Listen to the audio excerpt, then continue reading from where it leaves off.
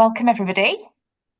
It strikes me that this topic is of great importance because where grace and forgiveness and accountability are missing, A, it's very visible to the world, and B, it's hugely painful and disruptive to us and to teams that we work in. So it's a topic where we may be feeling really strong emotions and our stomach may clench at the mere memory of a scenario from way back that caused us great pain. Or we may be in a situation right now where we're battling with injustice or integrity, ours or someone else's, or guilt or the courage to act as God would want us to. Conversely, we may be touched by grace from the past of where we've seen God make a way and be full of thankfulness from having had an experience of how God has transformed the situation that we've been in. So we really ask now that these conversations are of use to all of us here in this call and that they may really help and prompt us to see God's way forward for us now and in the future. So let me introduce our 5 excellent people on our panel, all of whom you'll see if you're coming to the retreat. So let me start with Ruth. Ruth Jackson. Ruth, you work for the Christian Charity Stewardship and you head up PR and comms there. And you also host the podcast Active Generosity. But there was life before stewardship. And previously, you've worked for 25 years in marketing and comms in many, many different sectors. And you're also a council member for the Chartered Institute of Public Relations. So it's great to have you, Ruth. Thank you so much, Steph. Thank you. Lovely to be here.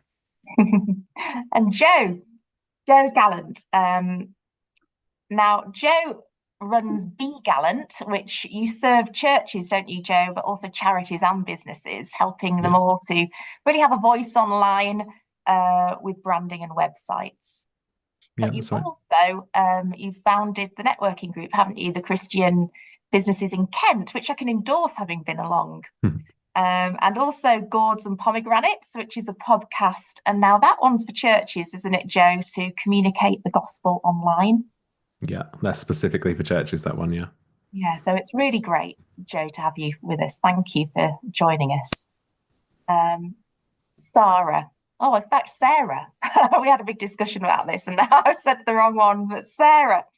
I had such a pleasure meeting you last week at the retreat, last year, or in fact, at the retreat.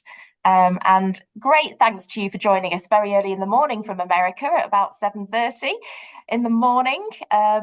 What I picked up from meeting you last year was that you're the Associate Director at the Mockler Centre, which, for those that don't know, it's a centre for faith and ethics associated with the Gordon Conwell Theological Seminary. But you're also teaching at Columbia University, and you're the CEO of a business, Manarine, which is international consulting, isn't it? Impact and economics and social enterprise. So it's great to have you and your expertise here, Sarah. Thank you, Steph. Now, Jerry, if you haven't heard of TEN, incidentally, TEN stands for the Transformational Enterprise Network, which Jerry has founded. And I really endorse it to you. It's about Christians in business fighting poverty. So that's a great cause and a great mission. There's also some resources on the TEN network that may be of use to you, some free resources like the Mind Your Own Business workbooks. So do have a look at that. And Jerry, in 2012, you also founded Transcend, which is a contact centre in Bethlehem. It's all about jobs and skills and hope and modelling integrity, but also gender equality. So wonderful to have you here, Jerry. Great to be here. Good to see some 10 members. And Mike Clargo, who was actually the original, the first version of the training for Business Startup came from him. Fantastic. It's a great network, isn't it, to come together and meet so many people. Hannah, you're last but very much not least, and I'm thrilled to meet you as you'll be our worship leader on the retreat. I know that you love articulating through music some of the real raw and honest moments of being a Christian, struggles reading the Bible and imposter syndrome and struggling with grief and lament, but always with Christ at the centre. So I know that you do three things, Hannah. You're a worship leader, and you're a choir director, and you're also a lecturer at the Nexus Institute of Creative Arts. So brilliant to have you here, Hannah. Great for everyone to meet. Thank you for having me. Thank you. And if people don't know who I am, I'm Steph Walker. I spent 19 years working in the blue chip pharma industry and then had a big change and moved to the charity sector, where I've been working for the Christian children's charity TLG for about 8 years. And I'm the business partnerships manager, and I also run the Christian Online Business Network. So it's wonderful to see you all. So we're going to have some questions now for the panel, and I'm going to pose the first one to Sarah, if that's all right. So Sarah, to kick us off, I was just wondering, our theme this year, it's been just grace, forgiveness and accountability at work. And so how has that evolved for you over the last few months, particularly if any of the Faith in Business monthly sessions have been impactful for you? Yes, I love the question. I'm really excited to share my observations and experiences being a part of this. I just have to say the topic, when I first saw it, I thought, I wasn't really sure. And, you know, it was, I didn't feel any sort of immediate pull to it. And I thought it seemed a little soft, right? Oh, was I wrong? I was so blown away in so many different ways by how this topic was challenging and sort of cracked open my heart and my faith journey in so many different ways. The timeliness also of this topic of where we are in the world today has been incredibly helpful. And also because I teach sustainable investing. So I teach, how to go into companies and raise awareness of moral obligations and, and sort of creation care and all of these important things. And so constantly thinking about the workplace and from different angles. And also just as a human worker, right? And all of the experiences that I've had have come out in all the different talks, and I've seen myself not always in the best light as I look back on how I responded to some things. And I was incredibly blessed by all of the talks. I think that the couple of themes that really stuck out to me was this idea that real humility in the workplace is incredibly hard. We all know that, but it's also this wonderful test of trusting God in a way that I thought the speakers in all the different Faith in Business panels illuminated in really powerful ways. And the trusting God in radical ways felt like, to me, this idea of like, what is our character? What is, God's character? God develops in us these opportunities to make our character more like him. And so, how are these all opportunities to shape our character in different ways? I also thought what was really interesting in all the different talks, and I found myself really mulling around this, is the real conundrum I think a lot of us have, and I definitely have it, is how when our expectations of human behavior are let down, right? When someone really, and sometimes in very radical ways. I'm particularly remembering the talk with Sarah Louise, Andy, and Annika. That was incredibly moving to me. Their honesty, their vulnerability, the storytelling, and how, really you could be in incredibly difficult situations in the workplace. Ethical, moral dilemmas, your whole life could be turned upside down, as it often is in some of these incredible stories of restoration and redemption and forgiveness. And I was humbled by listening to those stories, and also just challenged to think, if I were in those situations, would I have acted like grace, with that kind of grace? And what would I need to do that? And I think they all gave me such incredible insights on how to do that. Particularly this idea that trusting God's justice, that's really hard to do. especially when we're in a litigious society and sort of trained with all these tools on how to, navigate, our own understandings of justice, and seeing how in some of these, especially in that panel, how they navigated that was incredibly beautiful to me. And I learned a lot from that. And then also this idea, of course, of accountability. I think, the panel that Ken and Kevin had, where particularly Kevin's story on innovation at Gillette and how he had to really open up to the unknown, and what that meant in a big company, to take risks, not for himself, but for what he thought was better for the group, right? Better for the company and better for people in general. And so this idea of putting people first, and what does that look like? And how do you do that as a Christian? And how do you really, I guess, follow up in your workplace with that level of accountability coupled with forgiveness over and over again, even after the situation has been resolved? And so there's a lot of deep lessons, I think, in all of these talks.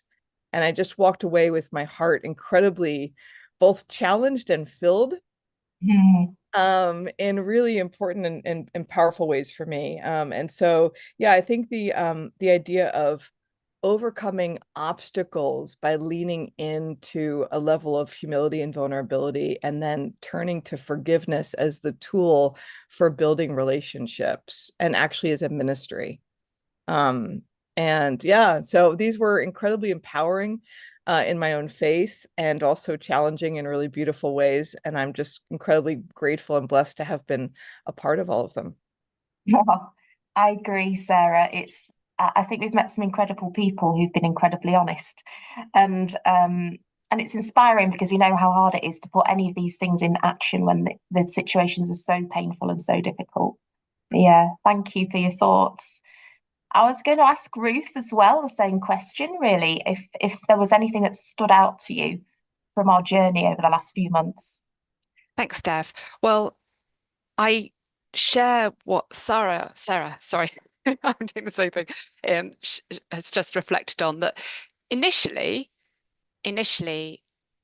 I thought, have I got much to say about this? It didn't immediately speak to me really powerfully. And then, yes, once I started prayerfully reflecting, quite a lot came to me. And I think I would say, in summary, that my understanding of this really important area has really accelerated in the last 3 years since I started at Stewardship. That's been my first appointment in the Christian charity sector. And then, as you summarized before, before that, I had many years across different sectors, different organizations. And I'd say that the main point of difference is a cultural one. So I would say that it's the degree to which a generosity of spirit is embedded in the culture that is so critical. And sadly, I'm at the risk of being slightly generalizing. I'd say by and large, it's either severely lacking or really absent in the secular workplace. And I'm very privileged and blessed that I'm currently at Stewardship really enjoying a very high level of that. And just unpacking that in a little bit more detail, what do I mean by, a generosity of spirit? It struck me that there were 3 key points that I think are really, really critical. So one is the degree to which servant leadership is embedded. I mean, Sarah, you talked about humility, and that's obviously integral to servant leadership. So having a culture where individuals are truly empowered and trust is built is so important. And then, of course, having values that are really focused on the excellence that you need for a high level of accountability, and focus on generosity.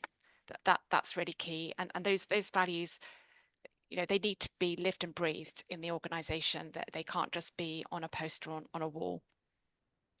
And then if those 2 things are there, then they work together really powerfully to create a really strong sense of team unity, team harmony. There's very high motivation for people to overcome the bumps when they come, because they will. Like, we're human beings, we live in a fallen world, we know that. So you know, even at stewardship, amazing as it is, Annika's on the call, she'll testify to this. Of course, just like anywhere in the world, there'll always be moments. But what I see now is a very high motivation for people to quite quickly seek resolution, overcome, show grace, like, let me stop and listen. What are you trying to say to me? What's the point of difference here? And it just makes all the difference in the world. And again, you know, like you said, Sarah, it's far from soft. You know, the wonderful thing is, this isn't just about being lovely Christians and isn't it warm and lovely and fuzzy.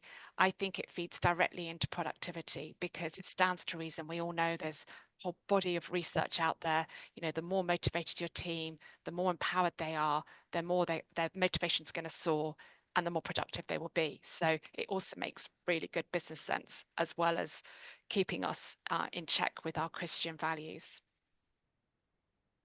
It does, Ruth. I think when you've got that servant leadership, those values you've said, that generosity, it can change culture, can't it? It And really that can be a revolution in a workplace. Yeah, thank you so much. Hannah, I was going to ask you again,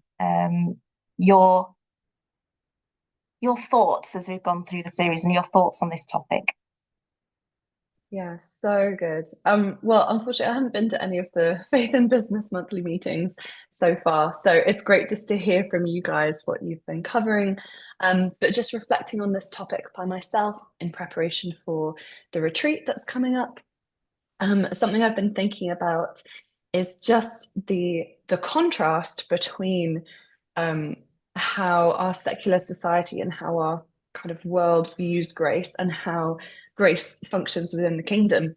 So I've been thinking about, in our secular world, there are no standards, but there's no grace as well. So by no standards, I mean there's this narrative of be whoever you want to be, live your truth, be true to yourself, like follow your heart.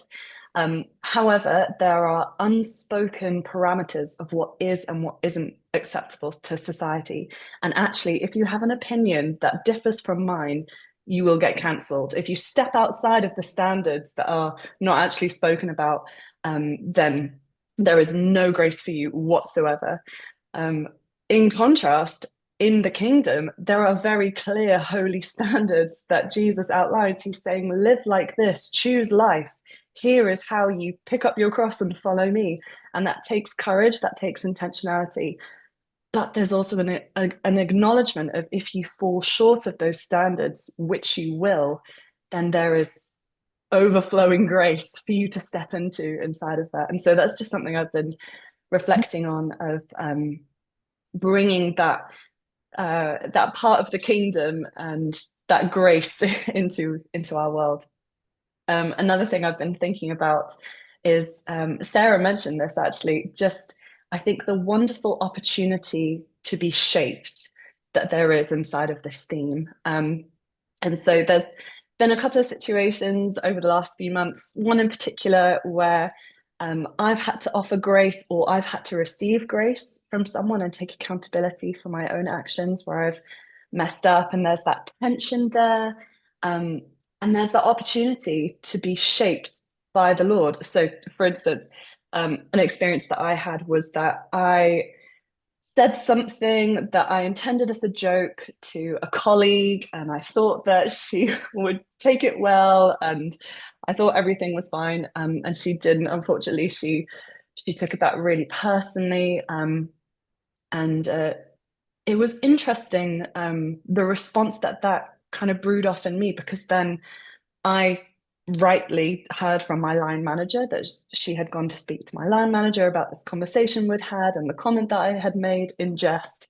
And it was interesting, the response it set off inside of me, because my natural response was to grumble and to go, well, they're too sensitive. What a silly response to have. I just meant that as a joke. You know, that's her fault that she's taken that in that way. And through that, just felt the Holy Spirit just identifying, why has that set off that reaction in you? What is the thing behind the thing that's caused you to have such a grumbly reaction to that? And I just got to work through that with the Lord, of God identifying those things of, well, you've not pleased someone in that moment, and that hurts your ego, and that hurts your pride, and you're justifying yourself as the victim in this situation, and that's not of me. And so it was just such a wonderful, it sounds silly to describe it as a wonderful experience, but it really was. It was such a growing thing for me to be able to take that to the Lord, and to be open to the Lord in that way. And like it says in Psalm 139, point out anything in me that offends you, and bring me into your ways everlasting. So all that to say, yeah. God can point very powerfully at us at times. Thank you for your honesty, Hannah. Yeah. Thank you for that. I'm going to change the question and direct it to Jo this time. Jo, can you think of any experiences where you've experienced or offered just grace?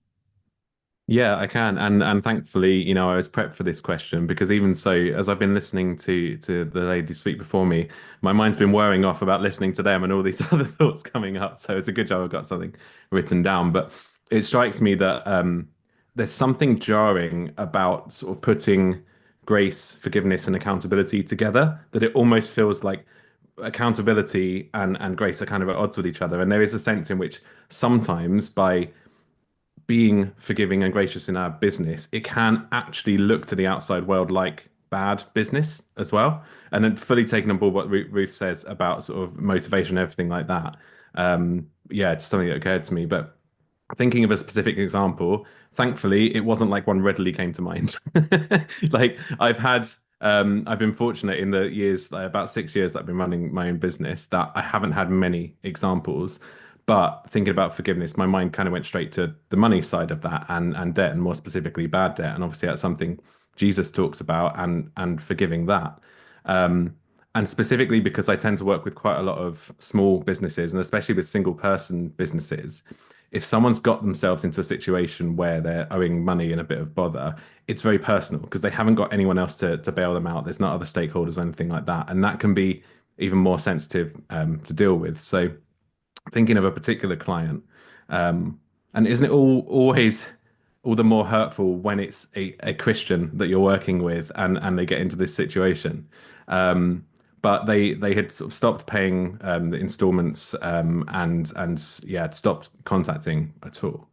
And it got to the point where I knew they were struggling to pay it, and I had to obviously make a decision of how to pursue it. And I decided I felt called to be gracious to it, and to forgive the debt of the last couple of installments. And the client had actually refused that. That was the first time that they got back in touch with me and said, "No, no, I want to pay it." And my mind sort of went, "Well, then pay it. If you want to do it, then do it." And I was sort of wrestling with this, because they then stopped responding to me again. And it was actually talking to Paul Bulkley, who some of you know runs the Bisman courses and founded that. And this would be badly paraphrasing him, but he said something along the lines of, if you've made up your mind to do something good, don't let someone else's sin or someone else doing bad like reverse that decision for you. Don't go back on it. And so it's not a black and white thing. I don't think that in every situation it's the same. It might even be the case that if it were for a much more significant amount of money, that it wouldn't have been the right thing, because it would have had much more of an impact on my family. And but in that case, I did decide to I will say forgive the debt and be gracious, because I think, again, there's a difference between forgiveness. That person never came back and thanked for that. They never repented or sought forgiveness on it. And that's obviously a bit of a hot topic with Justin Welby stuff going on at the moment as well. So it's not like a black and white rule. But what I did do is made it clear that what they'd done, how they'd acted, wasn't okay. That my forgiving that debt wasn't excusing them in that sense. And hopefully that provided a witness as well. And although I didn't do it on this situation, when I've been thinking about it, the challenge of, is there potentially a reason to share this sort of story publicly and say, we're not saying this is how you should always do it. We're not saying this is what business should always look like. But in this situation, this is how I chose to follow God's way of being forgiving and being gracious and going above and beyond in that. And that could be a witness to people as well, whether they're Christians or not. No, thank you. I think it's an example that these situations are messy. And even when we are representing God in our response, we don't always get the formulaic reaction of the happy ending necessarily. But I think the grace that we show shines. Thank you, Joe. That's great. I want to come to Jerry as well, because I know you've got an example that you were thinking of, Jerry. Yeah, and I think Just Grace is really at the heart of attempting to run a countercultural, ethical, light in the darkness sort of business. And when a salesman does badly and offers their resignation, do you accept it because it will be better for them actually if they're in a different position, or do you hand it back and say, no, we'll help you be successful? And like Jay says, with debt, if someone says they're not going to repay, and I've been in this situation quite a few times, do you forgive the debt because you know they're a lot poorer than you, or do you say, no, they can afford it and they need to know that this wasn't a grant, it was never a grant, and stick with it? But I think there's a just grace can be very painful and personal. And a particular example that I struggled with a while back was when I started a tech business, by which I mean I had the idea and did the research and got things going and provided the finance, and then I brought in a junior partner, and in due course the two of us brought in a CEO after 2 or 3 years and gave them a third of the shares. So we ended up with a third of the shares each. And I had somewhat fallen out with the partner. I was very stubborn over quite a small issue. I think it was a matter of I felt I was being bullied about something, and I stuck my heels in, and probably I should have just let it go. And it was only a minor amount really. But when I felt God was calling me to set up something in Palestine and wanted to pull back, we had different ideas about what should happen to my shareholding. He was concerned that I would benefit from the work of the other two as they grew the business. But fortunately, we did one thing right, which I recommend. We had set up an accountability group. As it happened, the three of us all went to 3 different churches, and we asked our 3 different church leaders to be part of an accountability group. We met with them once every 6 months and gave them a meal and explained what we were doing and listened to them. It was helpful that one of them was an accountant and one was an ex-lawyer and one was an entrepreneur. So when this disagreement that was difficult to resolve came up, we took it to them, and we found a way forward where most of my shares were given a fixed value, and I retained a certain percentage. It was hard, probably for him as well. And you're getting the story from my side, but I'm so glad that there was an accountability group, and that there's a higher power that was God I could listen to. And when my partner later started a national initiative, and I decided to contribute to it through Kickstarter, I was invited to the launch party, and we hugged when I went to this party, and the whole thing felt that had come to a kind of closure. And they were later able to buy me out, which they hadn't been able to do at the time of this disagreement. So conclusion, grace and forgiveness can be really hard and painful. Great to know that Jesus has been through all of this. And it's good to have a sort of independent accountability group to be able to help us work through difficult issues. Jerry, that's a great testimony. Thank you. An accountability group. Gosh, we would all benefit so much from that, wouldn't we? Time has just flown. I think there's so many things that have touched people at a really deep level. I just want to thank all the panel members for their time, for sharing, for their learning and experiences and hopes. Privileged to talk with you all, and I'm sure we've all grown and learnt as a result.